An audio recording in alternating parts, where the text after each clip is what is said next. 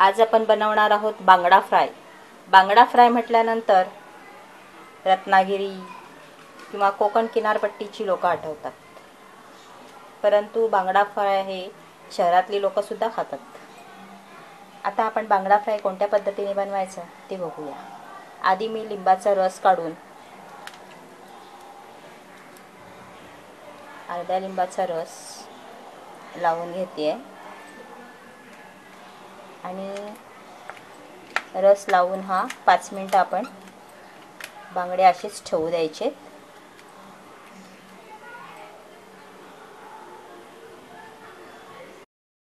5 मिनिटं झालेली आहेत। आता आपण त्याच्यामध्ये आलं लसूणची पेस्ट, कोकमाचा ज्यूस,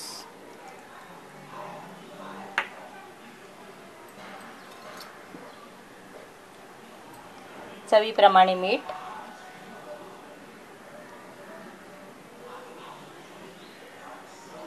थोडा अर्धा चम्मच गरम मसाला,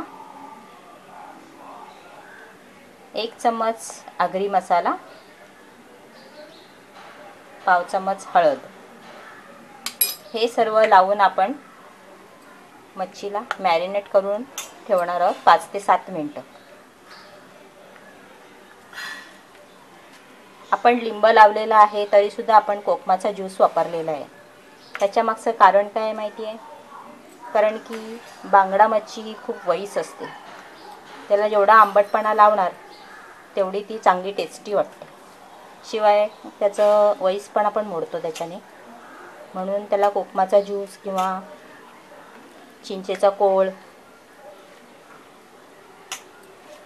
कोणी कोणी आमचूर पावडर सुद्धा वापरतात,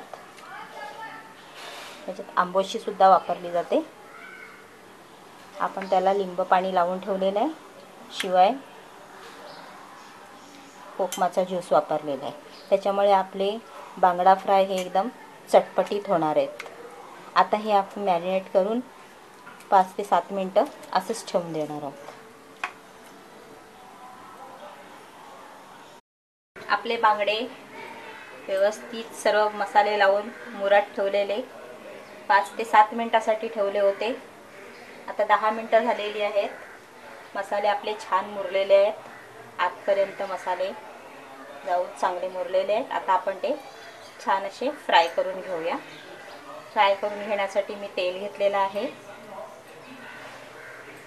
ते मी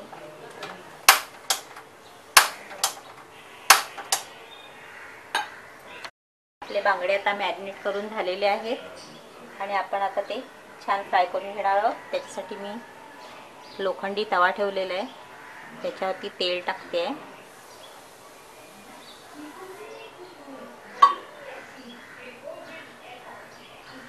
तेल चांगलं गरम झालेलं आहे।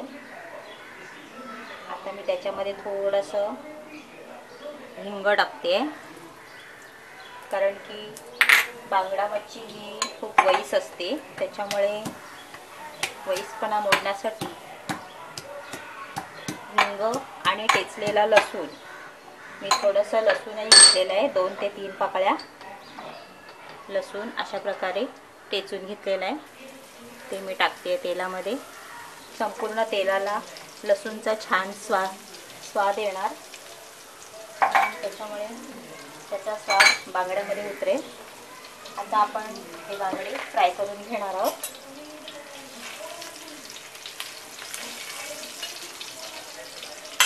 तांदळाचं पीठ घेतलेलं आहे, बांगडे छान मसाल्यामध्ये मुरलेले आहेत। आता आपण त्याला असं तांदळाचं पीठ लावून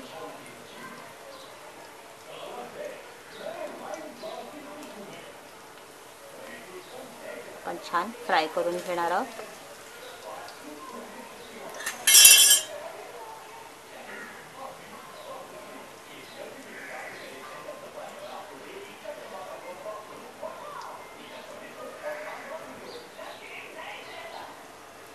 तांदळाचे पीठ नसेल तर तुम्ही बारीक रवा वापरलात तरी छान होतील। तांदळाच्या पिठाने जरा कुरकुरीत होतात, म्हणून तांदळाचे पीठ वापरते फ्रायला।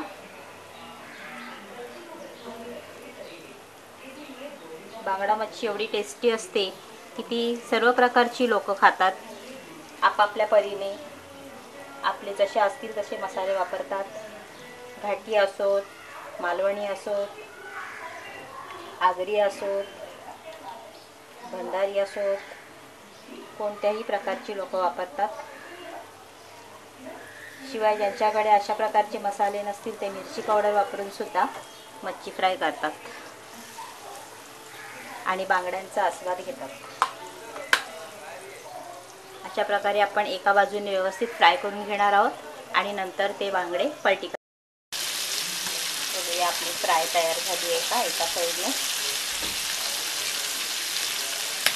पलटी करून घेणार आहोत.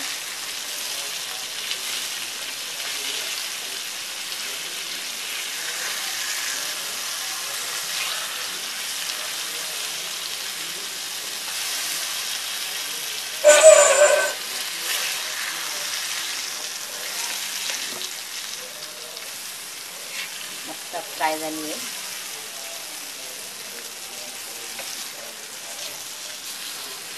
आता दुसऱ्या बाजूने सुद्धा फ्राय करून झाल्यानंतर आपण एका प्लेटमध्ये काढून घेऊया. अशा प्रकारे आपला बांगडा फ्राय तयार झालेला आहे.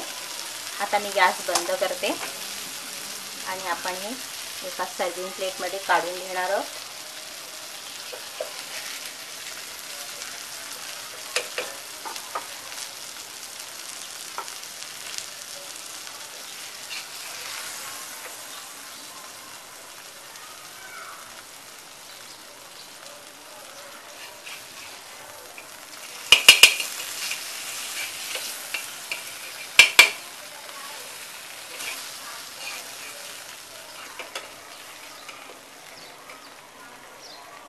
आपला बांगडा फ्राय तयार झालेला आहे.